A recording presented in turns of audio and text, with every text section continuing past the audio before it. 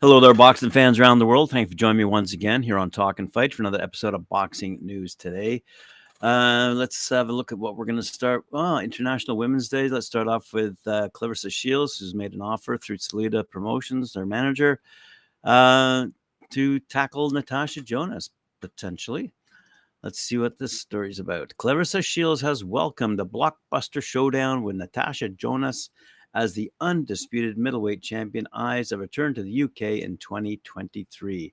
Both fighters have made no secret of their interest in what beckons as one of the biggest clashes of the year in women's boxing. Shields riding the momentum of last October's thrilling win over Savannah Marshall at the O2, and Jonas in the form of her life as unified super welterweight champion. Shields promoter Dimitri Salita says the American is waiting on a response to her offer from Jonas, who beat Canadian Marie-Eve Decaire by unanimous decision last November and added the IBF female light middleweight title to her belt haul. We love the fight, Salita told Sky Sports. The ball is in Natasha's court. I know she talked about wanting to fight Claressa, but has not stepped up to the plate to accept it after receiving an offer. Shields delivered a clinical display to come out on top against long-term foe Marshall as the pair headlined a historic all-women's card in London last year. The proclaimed greatest woman of all time seemed unfazed by the hostile atmosphere that followed her throughout fight week. So much so, the 27-year-old is open to facing Jonas on British soil. Yes, we love the UK boxing culture, its fans and media, said Salita. To come to the UK for boxing is always a holiday. Shields has long championed equality in boxing as one of the leading voices in the pursuit of equal pay and opportunity for female fighters and athletes. Let's move along to a story that we don't often talk about. Cuban fighters fighting in Dubai. This upcoming weekend in Dubai, yes, promoted by People's Fighters Promotion. And they are hosting a card featuring 4 young Cuban prospects with legitimate world championship ambitions in their minds. In the main event, 20-year-old Javier Herrera, who's 9-0, 7 knockouts out of Cuba, takes on Filipino Carmelito de la Torre, 22-4, 14 knockouts in the 10-round main event.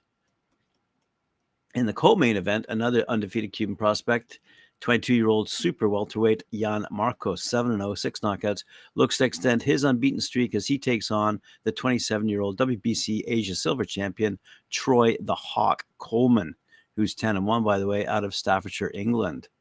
And that's going to be an 8-round battle.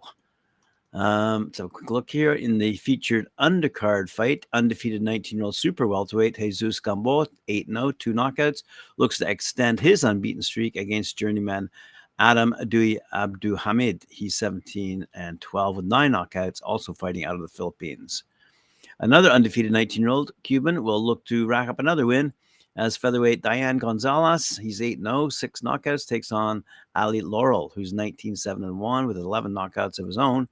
Lauren, by the way, is former 2-time WBO Oriental champion who may be best remembered for dropping a split decision to future world title contender Aston Pellecte in 2011. However, Laurel has struggled in his most recent outings, having lost in 3 of his last 4 bouts. Still, he's a seasoned veteran who could test the young Havana-born prospect, particularly if he can frustrate Gonzalez with his southpaw stance. Rounding off the card, Almo Traya. He's 12-4, 8 knockouts out of Cebu, Philippines, will take on undefeated Ugandan Abdul Azizi Sablimi, 8-0, 6 knockouts in a super lightweight fight. There we go. Good stuff out of Dubai.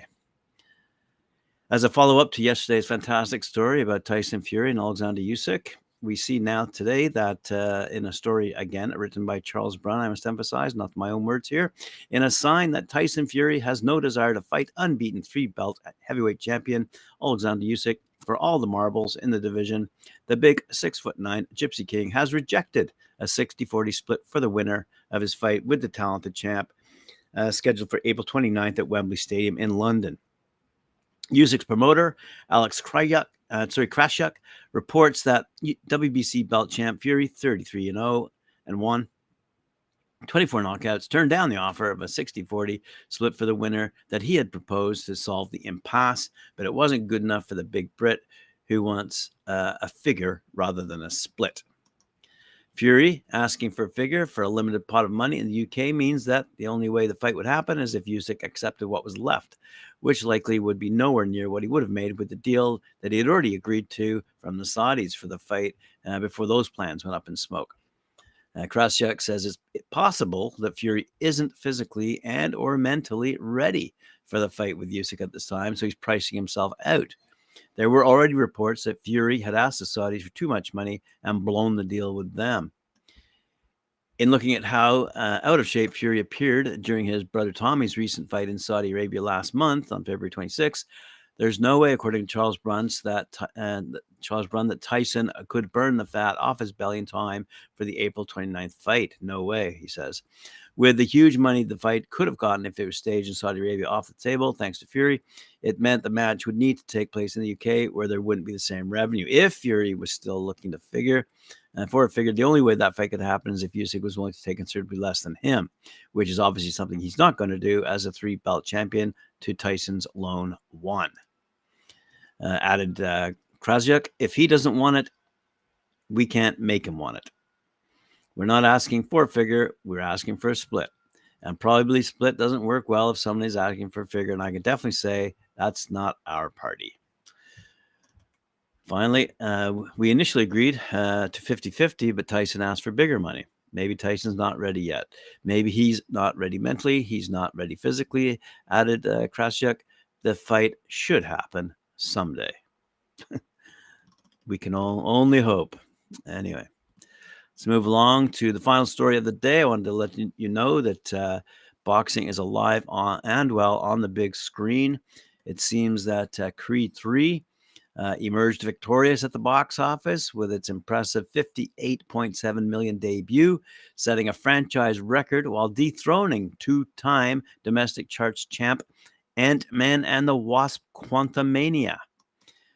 Creed 3 kicked off internationally with a $41.8 million box office, bringing its total tally to a knockout $100.4 million gross. Wow.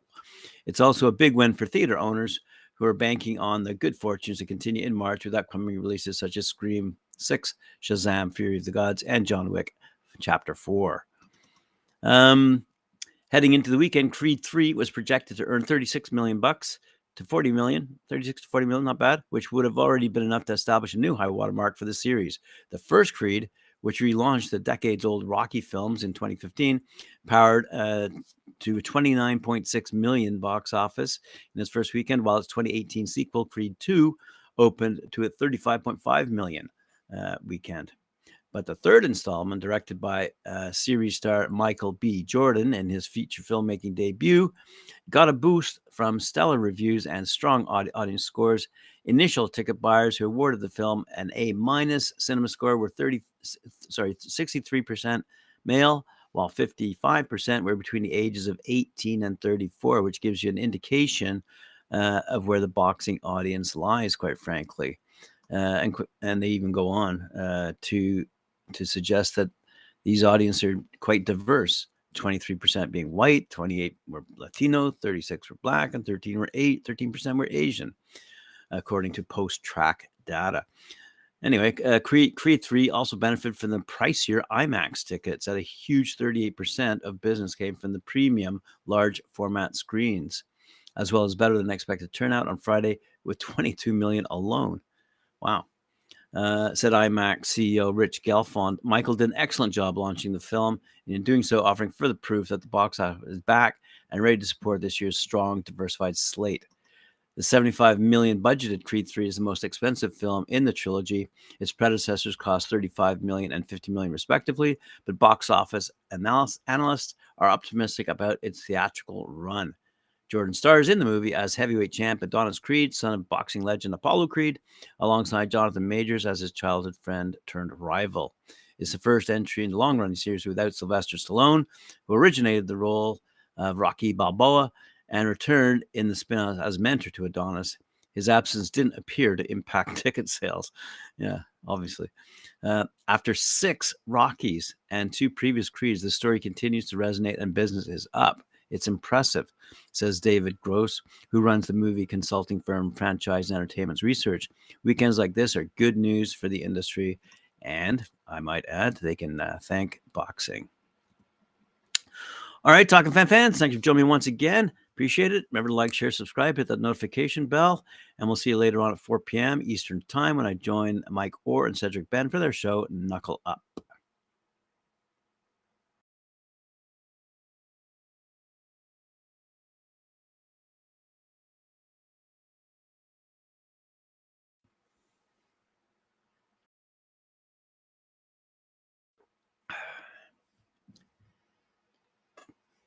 Did I mention that was my last story of the day? Mm-hmm. Mm-hmm. Mm-hmm.